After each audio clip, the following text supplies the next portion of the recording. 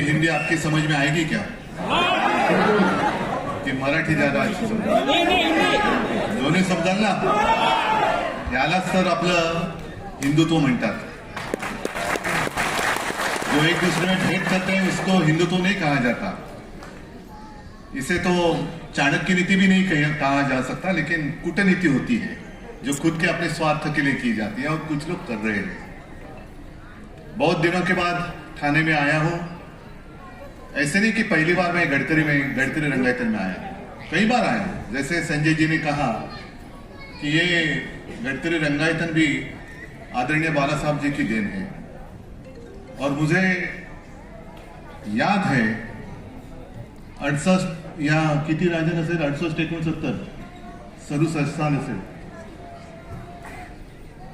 नगर निगम के चुनाव होने जा रहे थे और एक जनसभा में विराट जनसभा थी. एक पर्चा आ गया, ऐसी चिट्ठी आ गई. बाला साहब भाषण कर रहे थे और उसमें लिखा था कि थाने में नाट्यगृह नहीं है. तो बाला साहब ने कहा आप सारे लोग मिलकर मेरी शिवसेना को सत्ता दे दो, मैं आपको नाट्यगृह दे दूंगा. तब जाके पहला नाट्यगृह थाना में आ गया. हाँ, नाट्यगृह तो हमने दे दिया, लेकिन नाटक कुछ और ही लोग कर रहे थे. आज ये सब जोश देखकर कुछ लोगों के होश तो जरूर उड़ गए होंगे और उड़ने भी चाहिए.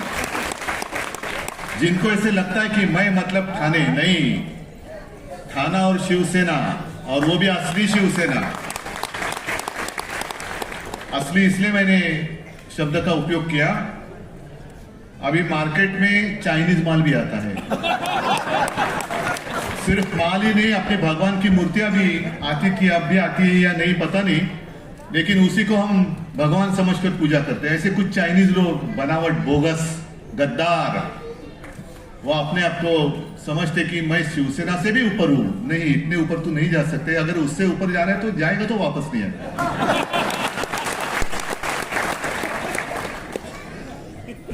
राजन और राजन के सारे साथी, आप भी मेरे सामने बैठे हैं, कट्टर शिवसेना.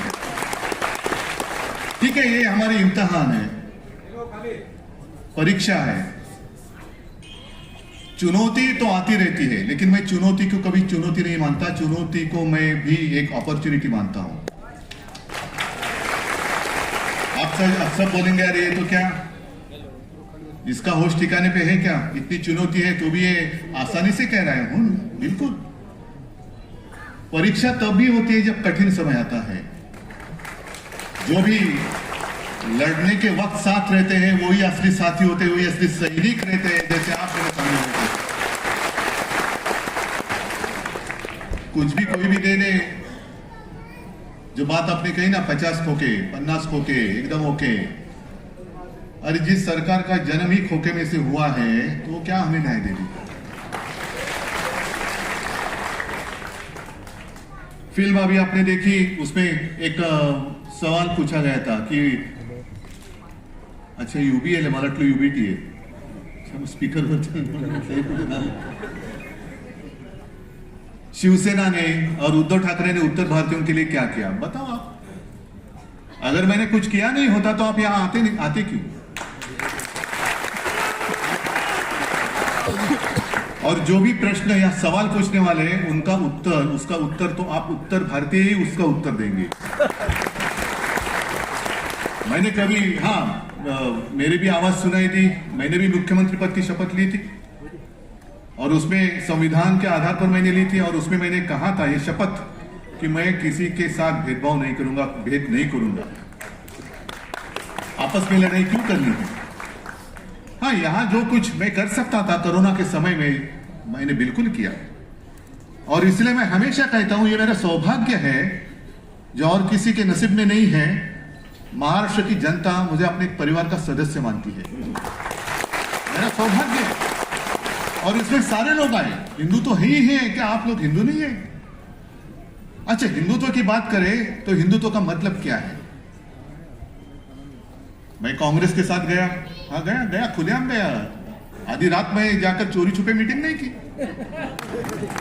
पहले एक सवाल मैं उनसे पूछना चाहता हूं कि हमें कांग्रेस के साथ जाने के लिए मजबूर किसने किया.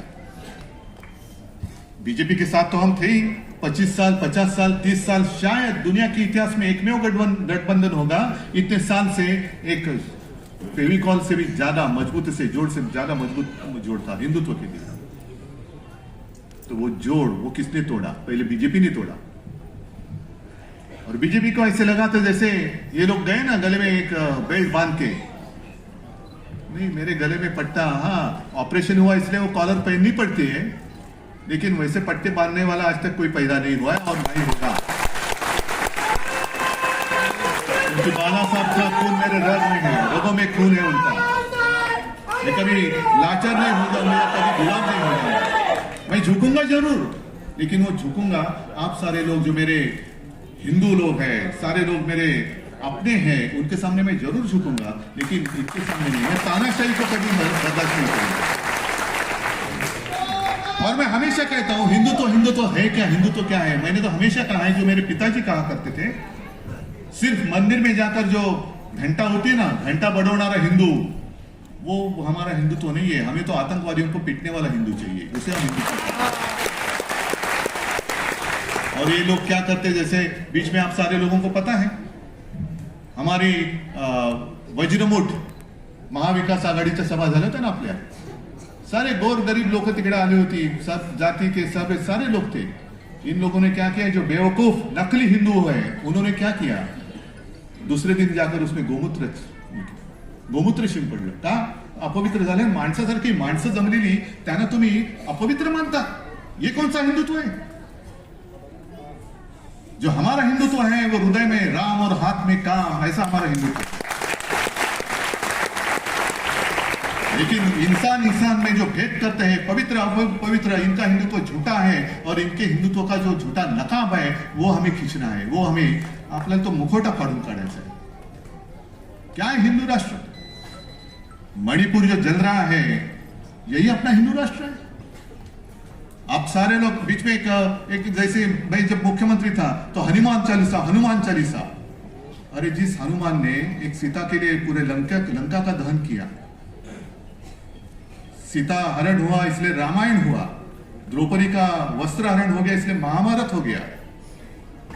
दुख की बात तो यही है कि जब द्रौपदी का वस्त्र हो रहा था तो धृतराष्ट्र बैठे थे वहां राजा, लेकिन उनकी तो दृष्टि नहीं थी, दृष्टिहीन थी। आज की सरकार वहां जो बैठी है वो क्या धृतराष्ट्र है? अपने ही देश में मणिपुर में 2 महिलाओं के साथ जो किया गया वो तो सिर्फ वीडियो सामने आए इसलिए पता चला। वहां के मुख्यमंत्री कहते हैं ये ऐसी चीजें तो, ऐसे घटना तो बहुत हुई है, शर्म आनी चाहिए, शर्म आनी चाहिए। राष्ट्रपति महिला है, वो भी आदिवासी है, क्या कर रही है? मैं महामहिम राष्ट्रपति जी से पूछना चाहता हूं, राष्ट्रपति महोदया, आप जिस देश के राष्ट्रपति हो उस देश में महिलाओं की इज्जत हर चौराहे पर लूटी जा रही है, आपको कुछ संवेदना नहीं है? वहां की राज्यपाल महिला है, कुछ कर नहीं। अरे हमारे यहां जो राज्यपाल थे कैसे मस्ती करते थे, भेजो उनको वहां पे। मंदिर खोलो, ये खोलो, वो खोलो, क्या इतना आसान था क्या वो कोरोना का संकट? लेकिन ऐसे राज्यपाल वहां क्यों नहीं भेजते? और मैंने तो कहा था कि जैसे जिस वक्त हमने इंडिया पूरे, मैं विरोधी विपक्ष की एकजुट नहीं मानता, जितने सारे देश प्रेमी हैं उन सारे लोगों की जो एकजुट हुई है उसका नाम हमने दिया इंडिया।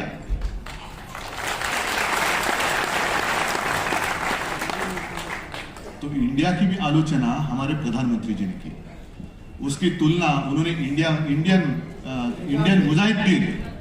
तो प्रधानमंत्री जी 1-2 दिन में यहाँ महाराष्ट्र में आने वाले हैं, गद्दारों के साथ बैठने वाले हैं, जिनके ऊपर भ्रष्टाचार के आरोप किए उनका सत्कार करने वाले हैं। यही हमारा हिंदुत्व है।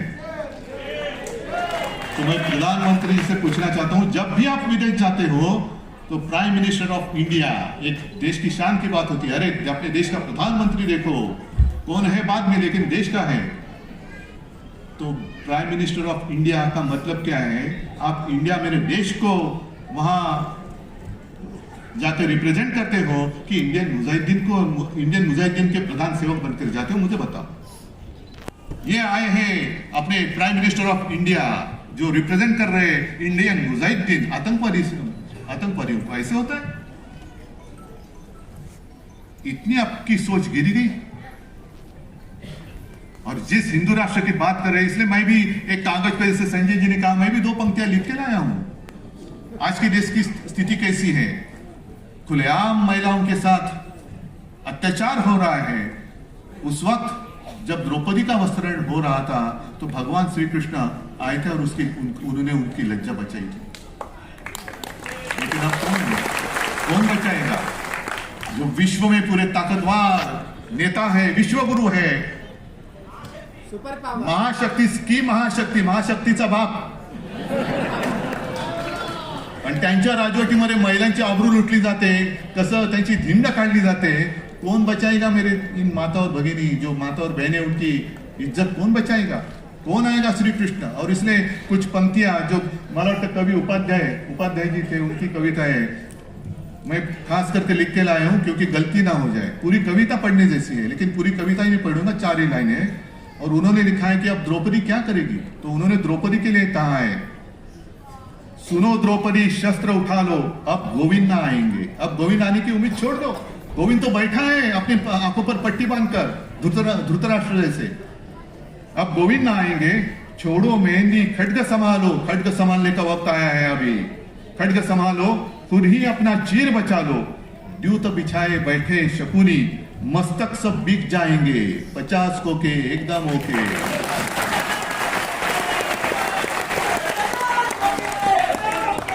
मस्तक सब बिक जाएंगे, सुनो द्रौपदी शस्त्र उठा लो, अब गोविंद ना आएंगे। क्या यही हमारा हिंदू राष्ट्र और यही हमारे हिंदू राष्ट्र की कल्पना है? राम मंदिर बनेगा खास कर उत्तर भारतीयों के लिए या हिंदुओं के लिए बनेगा, लेकिन किसने बनाया? वो मोदी जी ने नहीं बनाया, कोर्ट के फैसले ने बनाया है।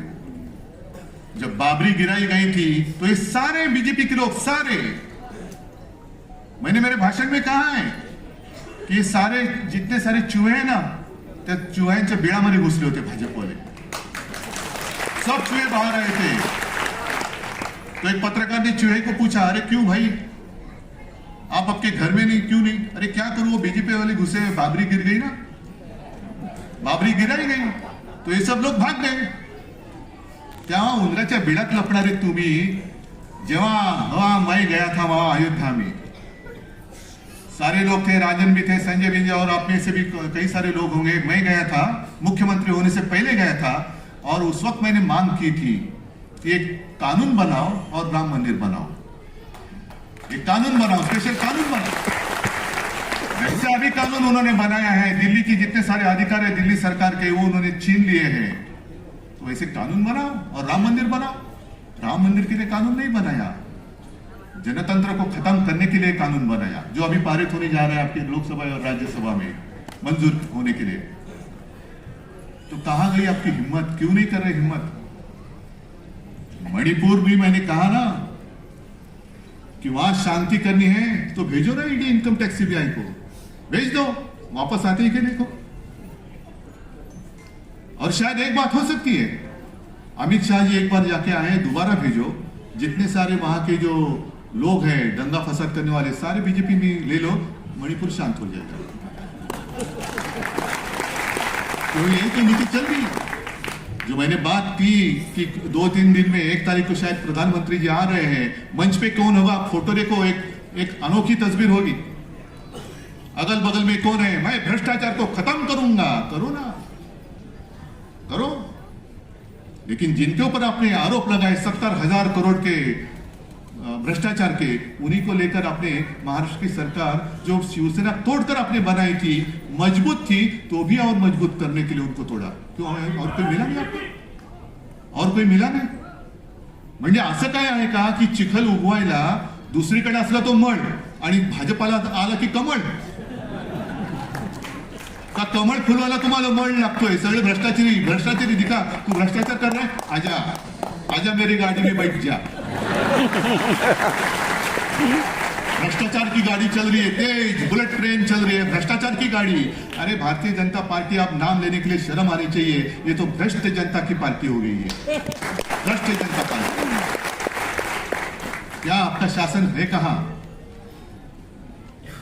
और अभी कैसे होता है कि जब भी चुनाव आते हैं तो इनको सारे पुराने साथी याद आते हैं। जिस वक्त अपनी मीटिंग चल रही थी इंडिया की, तब उनको याद आ गया, अरे अपना भी ऐसा कुछ था ना।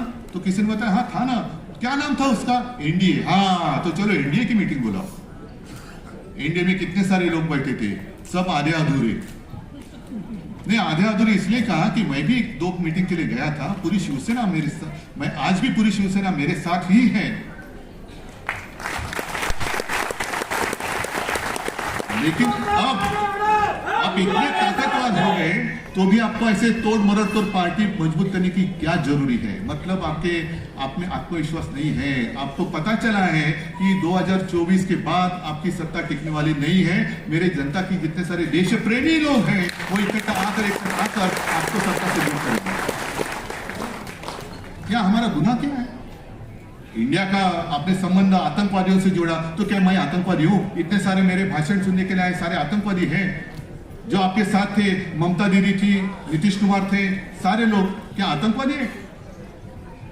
आपने ऐसा कौन सा ठेका लिया है कि सिर्फ आप ही देश प्रेमी हैं और हम देशद्रोही? नहीं, देश मतलब आप नहीं है, देश मतलब मेरे सर्वसामान्य जो लोग हैं ना, वो है देश। यही हमारा देश है और इसलिए हम भी भारत माता का पूजन करते हैं। भारत माता सिर्फ आपकी नहीं है, भारत माता हम सबकी है। अरे इन लोगों का तो भारत माता के वक्त, उस वक्त आजादी के संघर्ष में कोई लेना देना नहीं था, दूर दूर से नहीं था। अब जो हक जता रहे ये हमारा है नहीं। इसलिए मैं कहता हूं कि अपने देश से ऊंचा कोई भी होना नहीं चाहिए। मेरा देश सबके ऊपर, मेरा देश सबसे ऊंचा है, उसके ऊपर कोई भी होने दो नहीं, उसके नीचे तो देश का वासी है, नीचे नीचे।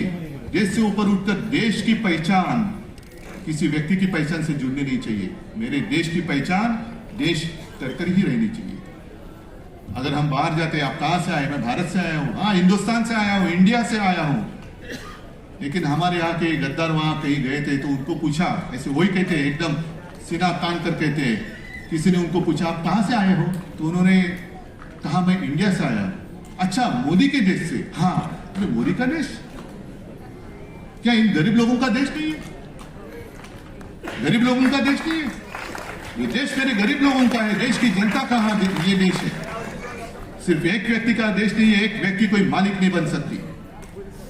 और इसलिए मैंने कई बार कहा है, अब जो एक चर्चा इनका क्या होता है, जब चुनाव आते हैं तो आपस में लड़ाई लगा देते, हिंदू मुसलमानों की लड़ाई, आपस में जाति पाति की दीवारें खड़ी करती है। आप लड़ते रहो, हम राज करते रहेंगे और विकास के सपने दिखाएंगे।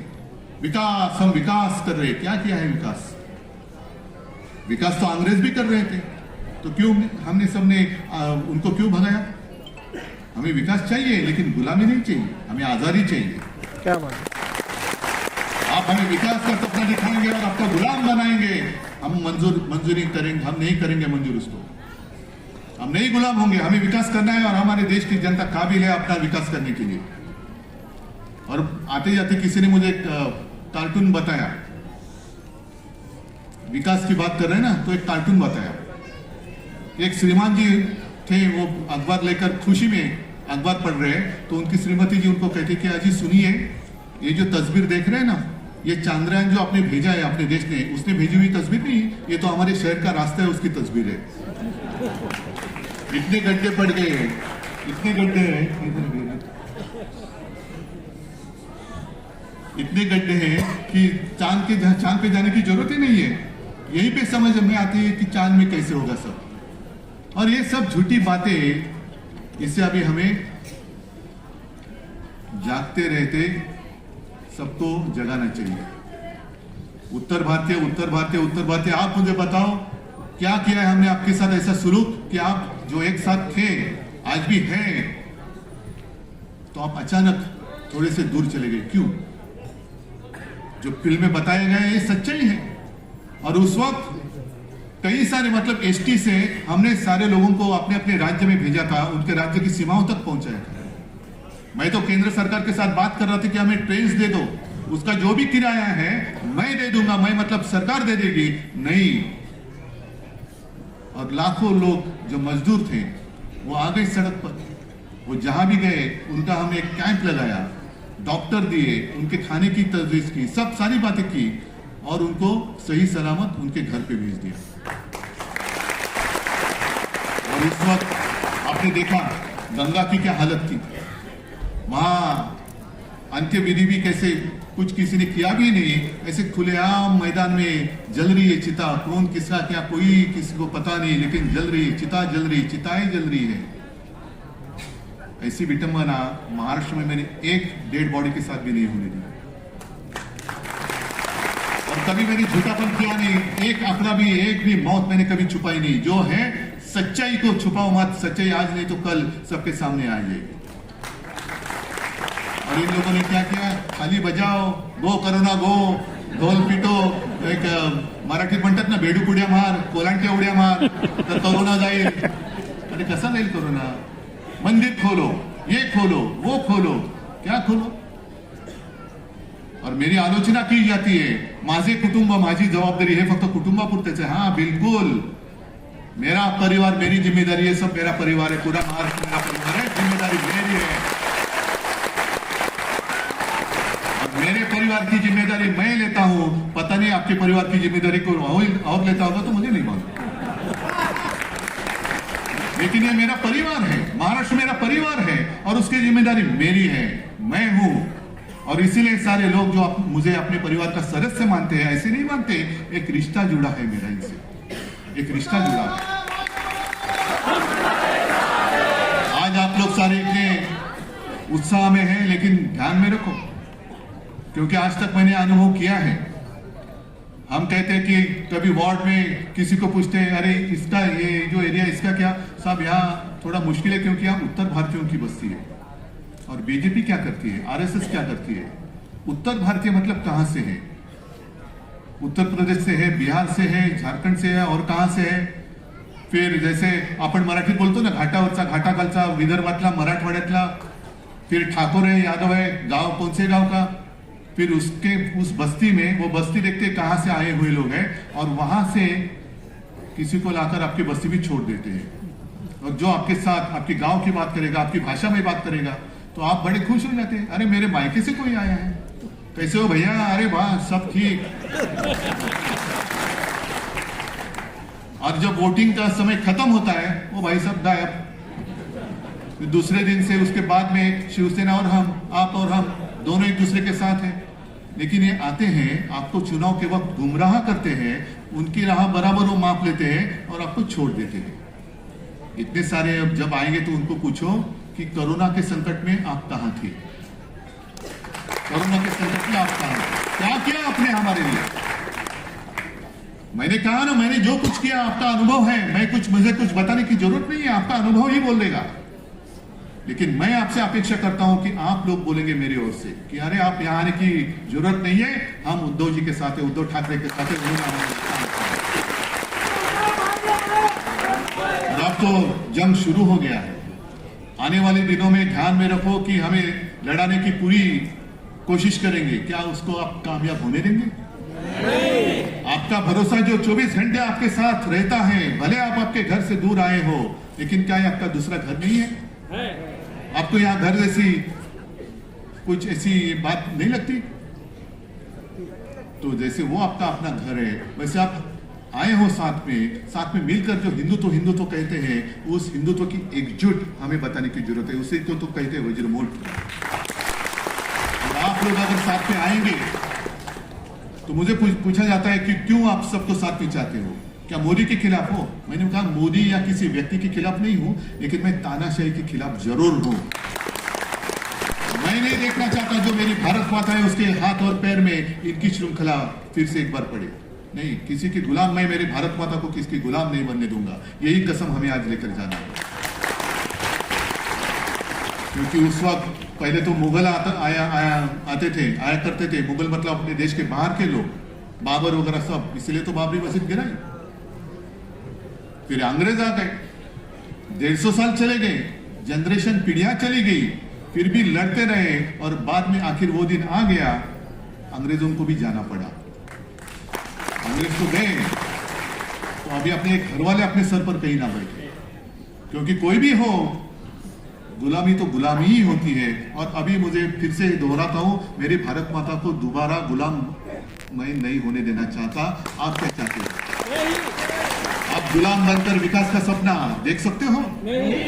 गुलाम बनकर विकास का सपना क्या देखेंगे? वोट बोलेगा तो उठना पड़ेगा, बैठ बोलेंगे तो बैठना पड़ेगा, ये विकास आपको मंजूर है? कि आज जो आजादी के मतलब हम सब, हमारा देश एक ऐसे मोड़ पर आया है कि 2024 में नहीं तो ट्रेन छूट गया, फिर अपना देश अपने हाथ से गया, इन नालायक लोगों के हाथ में जाएगा, तानाशाहों के हाथ में जाएगा।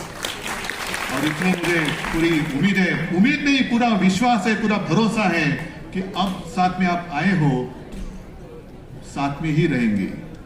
भले कितनी करने की कोशिश करने दो, लेकिन हमारी जो एकता है उसको हम टूटने फूटने नहीं देंगे और मेरे भारत माता को हम आजाद ही रखेंगे। यही हम शपथ लेते हैं। जय हिंद, जय भारत।